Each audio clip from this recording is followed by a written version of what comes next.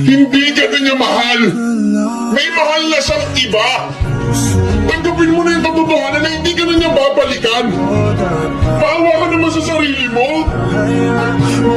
Mahalin mo naman yung sarili mo. At tanggapin mo na yung katotohanan na hindi kayo para sa isa't isa. Andito naman ako eh. Bakit sa piling mong minamahal yung tao, hindi ka na mahal? Ang sumuko, ikaw ang nawala. Ikaw ang napagod sa ating dalawa.